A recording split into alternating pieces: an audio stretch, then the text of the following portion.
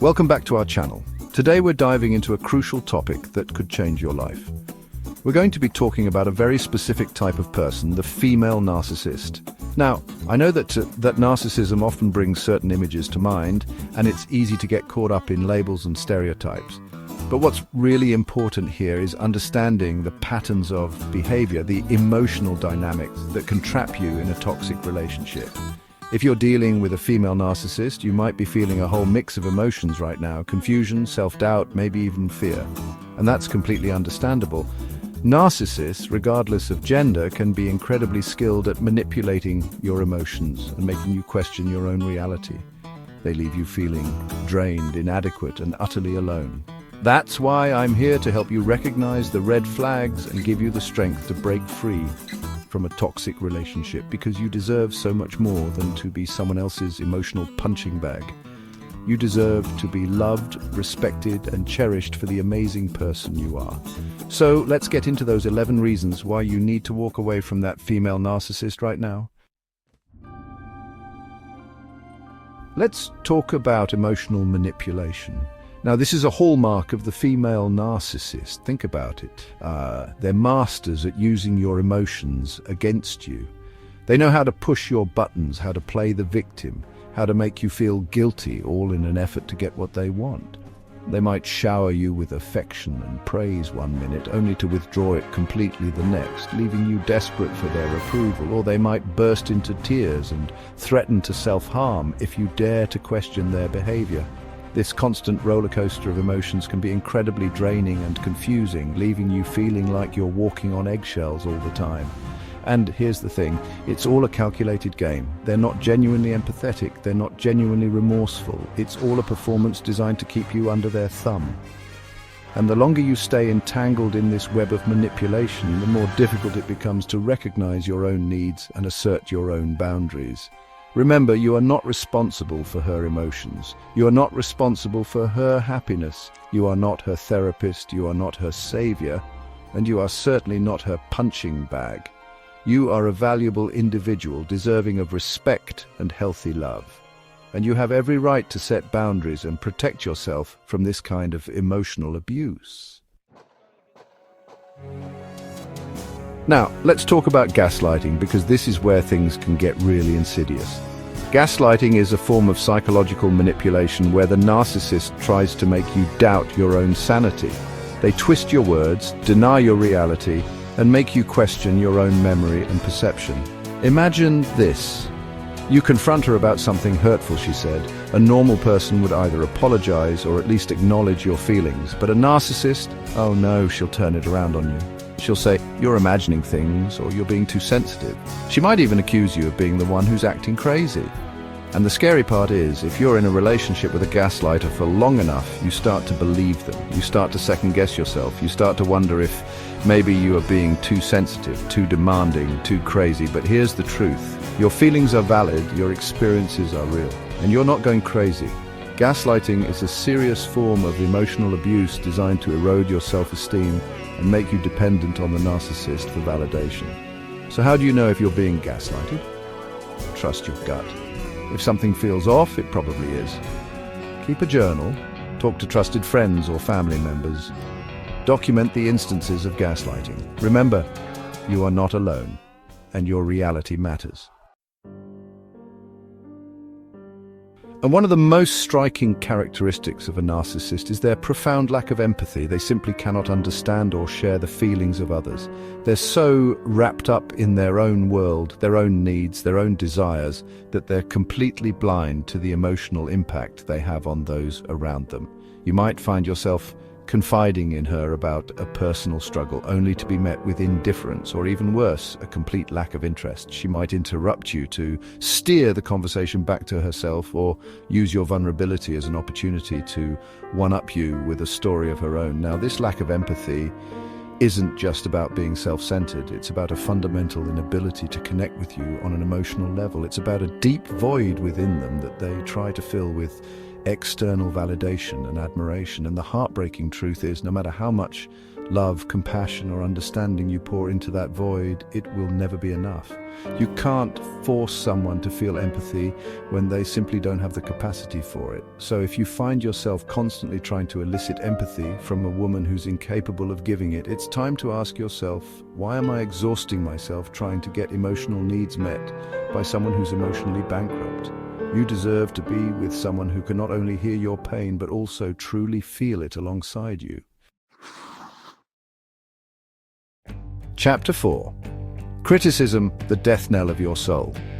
Let's be honest, we all crave a little bit of validation from our partners. It's natural to want to feel appreciated and supported by the person we love. But with a female narcissist, that validation will always be conditional, fleeting and often replaced with a constant barrage of criticism.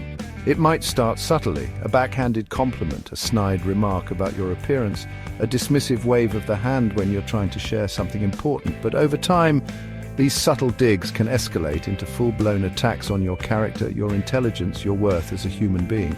She might criticize your career choices, your hobbies, your friends, your family, anything and everything that makes you, you. And it's not done with any genuine desire to help you grow or improve. It's about tearing you down, chipping away at your self-esteem so that she can feel superior and in control. Now, here's the thing about constant criticism. It's incredibly insidious. It slowly eats away at your confidence, making you question your every decision, your every thought, your every feeling. You start to internalize her negative voice, and before you know it, you're living in a constant state of self-doubt and insecurity. Remember, you are worthy of love and respect, just as you are. Don't allow her toxic criticism to define you or diminish your light. You deserve to be with someone who celebrates your strengths, encourages your passions, and loves you unconditionally, flaws and all. Chapter 5. Isolation. You are not alone. She wants you that way. Narcissists thrive on control. They want to be the center of your universe, the sole object of your affection, the only voice you listen to, and one of the most effective ways they achieve this is through isolation. She might start subtly, sowing seeds of doubt about your friends and family. She might make snide remarks about their character, question their motives, or even invent outright lies about them. The goal is to create a wedge between you and your support system, to make you question their loyalty and turn to her as your only source of comfort and validation. As the isolation deepens, she might start limiting your contact with loved ones. She might make it difficult for you to see them, monitor your phone calls and messages, or even forbid you from contacting them altogether. You might find yourself making excuses for her behavior, distancing yourself from the people who care about you most, all in an effort to avoid her wrath and maintain a semblance of peace. This isolation serves a very specific purpose for the narcissist. It makes you entirely dependent on her. It cuts you off from the people who might see through her facade, who might encourage you to leave, who might remind you of your own worth. It traps you in her web of manipulation, making it that much harder to break free.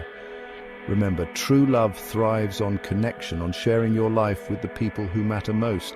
If you find yourself isolated from your loved ones, if you're constantly walking on eggshells to avoid conflict, it's a clear sign that you're in a toxic and controlling relationship.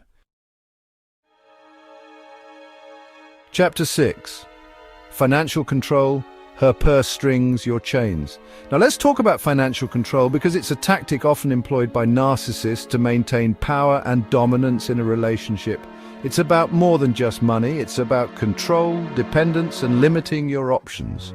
She might insist on managing all the finances, even if you're the primary earner. She might make you feel guilty for spending money on yourself or question every purchase you make.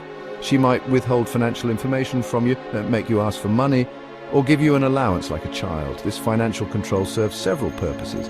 First, it makes you financially dependent on her, which limits your ability to leave the relationship even if you desperately want to. Second, it gives her a sense of power and control over you. She holds the purse strings, and therefore she holds the power. Now, this financial abuse can take many forms. She might sabotage your career, making it difficult for you to work or advance professionally. She might run up debt in your name, leaving you with the financial burden. Or she might use money as a weapon, withholding it as punishment, or showering you with gifts to manipulate you into doing what she wants. Remember, financial independence is crucial for a healthy relationship. You deserve to have a say in your finances, to spend your money without guilt or fear, and to build a secure future for yourself with or without her. Chapter 7. Infidelity, her needs, your heartache. Let's talk about infidelity because it's a painful reality in many relationships with narcissists. Now, it's important to understand that not all narcissists cheat, but their sense of entitlement, lack of empathy, and constant need for admiration make them more prone to infidelity. For a narcissist, infidelity isn't necessarily about a lack of love or attraction to their partner. It's often about fulfilling their own needs for validation, excitement, or a sense of power. They might seek out attention and admiration from others to boost their fragile ego, or use infidelity as a way to punish you or regain control in the relationship. The devastating impact of narcissistic infidelity goes beyond the betrayal itself. They often lack remorse or empathy for the pain they've caused, and they might even blame you for their actions. They might twist the situation to make you feel responsible for their infidelity, claiming that you weren't attentive enough, loving enough, or exciting enough to keep them satisfied. This manipulation and lack of accountability can be incredibly damaging to your self-esteem and make it even harder to heal from the betrayal. It's important to remember that you are not to blame for her actions. Her infidelity is a reflection of her own character and her own emotional deficits, not yours. Chapter 8. Blame shifting. It's always your fault. Narcissists are masters of blame shifting. They are incapable of accepting responsibility for their actions, so they deflect blame onto others to protect their fragile ego and maintain their sense of superiority. It's a defense mechanism deeply rooted in their need to be seen as perfect and infallible.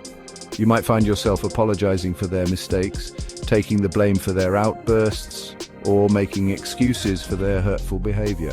They might twist situations to make you feel responsible for their unhappiness, their failures, or even their own bad choices. Here's the thing about blame shifting. It's incredibly insidious. It keeps you trapped in a cycle of self-doubt and guilt, constantly questioning your own judgment and worthiness.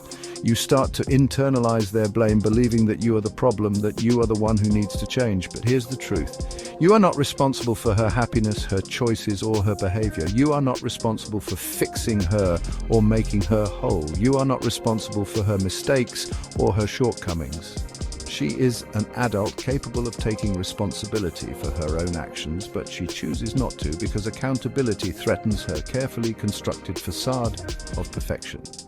Remember, you deserve to be with someone who takes ownership of their mistakes, who is accountable for their actions, and who doesn't make you feel responsible for their emotional baggage.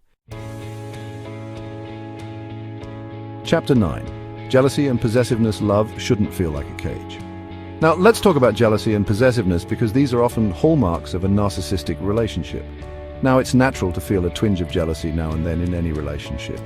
But in a healthy relationship, jealousy is usually fleeting and based on a genuine fear of losing the person you love.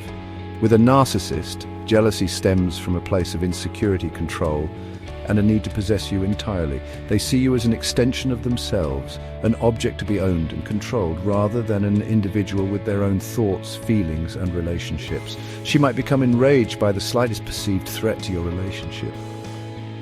A friendly conversation with a coworker, a like on a social media post, or even a harmless interaction with a stranger.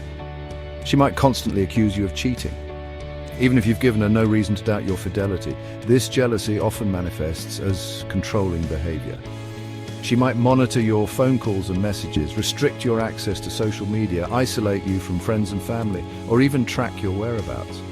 This controlling behavior is not about love, it's about power and dominance. It's about keeping you small, insecure, and entirely dependent on her. Remember, love should feel expansive, freeing, and empowering. It shouldn't feel suffocating, controlling, or possessive. You deserve to be with someone who trusts you, respects your independence, and celebrates your connections with others. Chapter 10. Verbal abuse. Words can wound. Verbal abuse is a form of emotional abuse that often flies under the radar but can be just as damaging as physical violence. It's about using words to control, manipulate, demean, and silence another person, and unfortunately, it's a common tactic used by narcissists to maintain power and control in their relationships.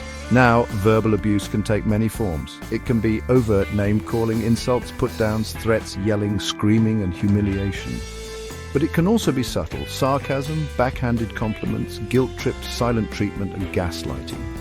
The common thread is the intent to inflict emotional pain and control your behavior.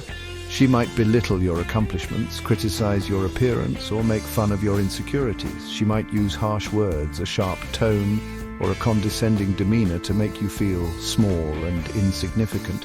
And she might do it publicly or privately, always with the goal of undermining your confidence and keeping you under her thumb. Here's the thing about verbal abuse. It often escalates over time. What might start as an occasional snide remark can quickly spiral into a pattern of constant criticism, insults, and threats, and the longer you stay in a verbally abusive relationship, the more normalized it becomes and the harder it can be to recognize the abuse for what it is. Remember, you deserve to be treated with respect, kindness, and love. You deserve to be in a relationship where your voice is heard, your feelings are valued, and your spirit is nurtured. Don't accept verbal abuse as a normal part of your relationship. It's not okay, and it's never your fault. Chapter 11. Future faking, don't fall for the illusion. Future faking is a cruel manipulation tactic used by narcissists to keep you hooked, invested, and holding on to the hope of a future that will never materialize. It's about painting a picture of a rosy future together, filled with promises of love, commitment, and happiness, all while failing to follow through on those promises. She might talk about getting married, having children, buying a house together, or going on that dream vacation. Anything to keep you invested in the relationship and hopeful for a future that only exists in her manipulative imagination. But here's the catch. These promises are rarely, if ever, kept. Now, future faking isn't just about empty promises. It's about keeping you emotionally invested in the relationship, even when the present reality is filled with red flags, inconsistencies, and hurtful behavior. It's a way for her to avoid taking responsibility for the problems in the relationship and to keep you dangling on a string, always hoping that things will magically get better. But here's the truth. Actions speak louder than words. If her words don't align with her actions, if she consistently breaks promises, if the future she paints never seems to materialize, it's time to face reality. She's not going to change, and the future she's promising you is nothing more than a manipulative illusion designed to keep you trapped. Remember, you deserve a love that's grounded in reality, not empty promises. You deserve a partner who's committed to building a future with you, brick by brick, with actions that match their words. Don't waste your time on someone who's only willing to invest in the fantasy of your relationship while neglecting the reality. So there you have it, 11 reasons why it's time to ditch the female narcissist in your life. Remember, recognizing the problem is the first step towards healing and breaking free. It takes immense strength and courage to walk away from a toxic relationship, especially when you've invested so much of yourself emotionally. If any of these reasons resonate with you, it's time to take action and prioritize your well-being. You deserve a love that's healthy, fulfilling, and empowering, a love that nourishes your soul, not diminishes it. Don't settle for anything less. And remember, you are not alone.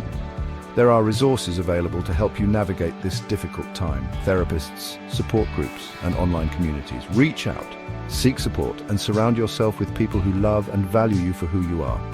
You deserve a love that sets your soul on fire, not one that leaves you feeling burned and broken. If any of these reasons resonate with you, it's time to take action and prioritize your well-being. Don't forget to like, share, and subscribe for more insightful content. Stay strong and take care.